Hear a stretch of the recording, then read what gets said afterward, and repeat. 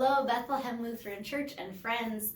This is Friday, February 26th, and our eDevotion and celebrations for the second week in Lent. Our devotion today comes from a book called Prayer, 40 Days of Practice by Justin McRoberts and Scott Erickson. This devotion is titled Changing Toilet Paper. The cabbie was an older gentleman who eagerly and quickly engaged me in conversation. During our short talk, I mentioned I would be married soon. Married, he said? So you love her, do you? Yes, sir, I sure do. Well, son, he paused, glancing at me in the rearview mirror. You be sure to change that toilet paper before she asks. I turned to gaze at the scenery as it streaked by the window. You bet, I said, as if his comment made all the sense in the world. In reality, I couldn't figure out how he went so quickly from getting married and being in love to doing chores. What was that all about? He seemed to pick up on my disconnect and said, I'm serious now. You gotta do it. All right, I assured him, you got it. I hoped that would be the end of it, but it wasn't. Kid, you don't get it. I lost my marriage. I should have changed the toilet paper. Looking up, I could see him staring at the road in front of us, shaking his head. I'm telling you, he said, talking to himself as much as to me. I'm telling you, it would have made a difference. He was right. I didn't get it. But I remembered that conversation and have been a regular toilet paper changer throughout the course of my marriage.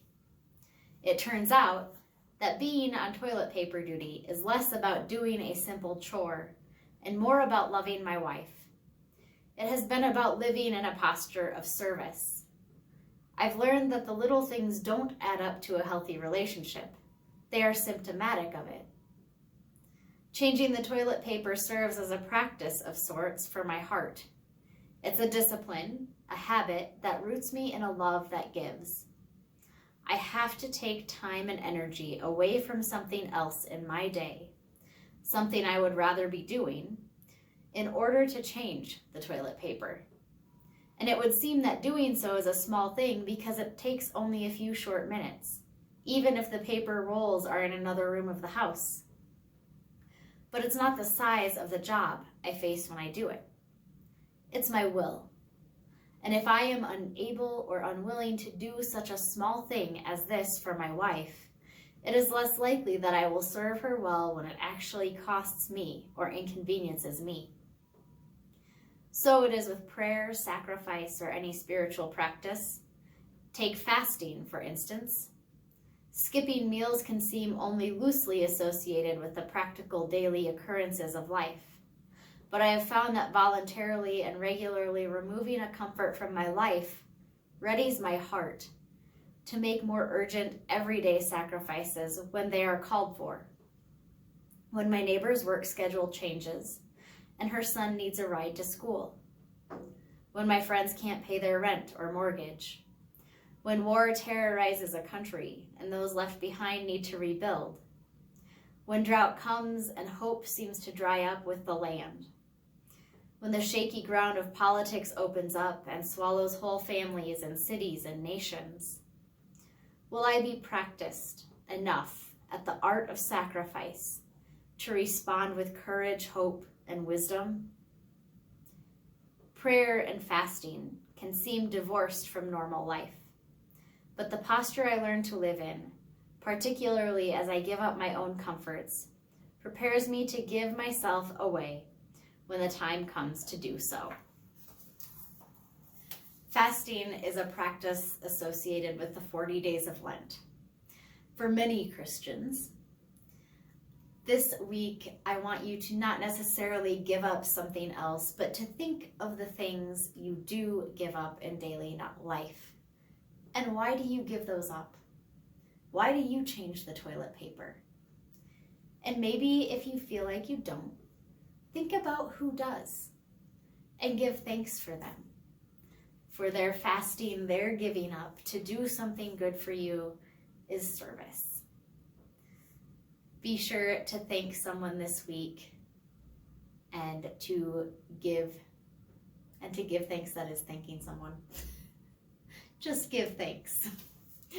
In addition, we give thanks this week for these people celebrating birthdays.